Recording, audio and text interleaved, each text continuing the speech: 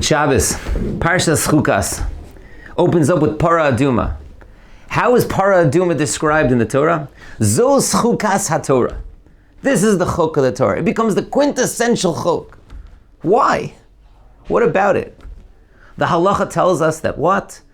That the sprinkling of the Para Aduma's ashes onto a person purifies that individual. But the person who prepares it, he becomes defiled, he becomes tamei. How is it possible? The same act purifies one, defiles another. How is it possible? Chok. That's a chok. What does that mean, it's a chok? Rashi comes along and tells us the concept that it's a gzeira hi milafanai.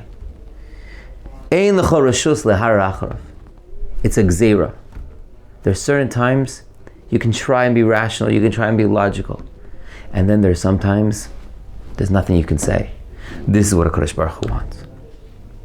Contradictions exist in life, but a Kadosh Baruch Hu points out that, you know what, even in light of contradictions, we still move on. We still move forward. There's an interesting point to think about as the Parsha continues.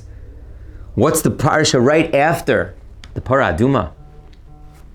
The death of Miriam, our great leader. And then the death of Aaron. And in between the two, the misstep of Moshe Rabbeinu, which excludes him from going to Eretz Yisrael. So much death, so much tragedy. And when you think about it, maybe that's also part of the chok. Maybe that's why Chukas HaTorah, the Para Aduma, is aligned right next to them. For the simple being of what? That you may not understand why. You may not understand why we lose this leader, why Miriam had to die. And then because of that we lost the water. And because of that we start arguing and we start having inner fights amongst the Jewish people. And maybe you don't even understand why Moshe Rabbeinu was such a little simple misstep. What did he do wrong? He hit the rock. He spoke not nicely. Something so trivial. But he loses Eretz Yisrael. Not always do you have pshat in things. Sometimes we have contradictions. And how are we supposed to respond to those contradictions? Emunah in HaKadosh Baruch Hu. Emunah in HaKadosh Baruch Hu. Believe. Gezerah hi milafanai v'yev shel lahar acharav. When things are going great in life, Baruch Hashem, sometimes so we remember to say Hakaras HaTov. But not always. Sometimes we take things for granted. When things get difficult, sometimes it's difficult for us to reach the Kadosh Baruch Hu. But what really elicits a question when it really just doesn't make, it's a contradict, doesn't make sense? We live in a world where clarity, logic, rationale, that's what we live by. But what happens when you don't have that? What happens when it just doesn't make any sense? You're reminded to think of HaKadosh Baruch Hu. We're coming after a war. Tremendous victory. Tremendous victory with Iran. And then what happened the day afterwards? And now 7 soldiers fell in Gaza.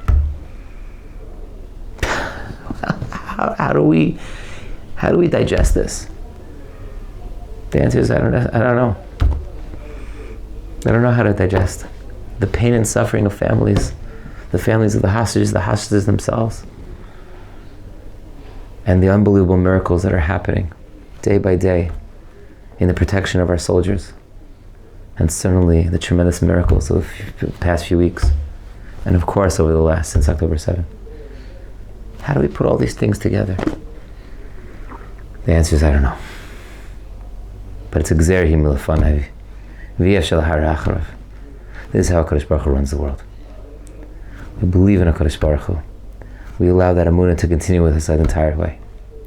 Zos Chukas HaTorah. It's the chok of the Torah. That even when there are contradictions, HaKadosh Baruch Hu's there.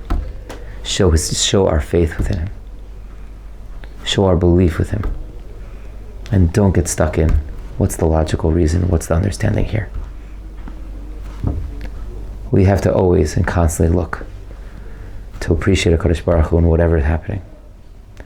just start the month of Tammuz, the month that begins discussions of the national tragedies. It's going to be a difficult time coming up.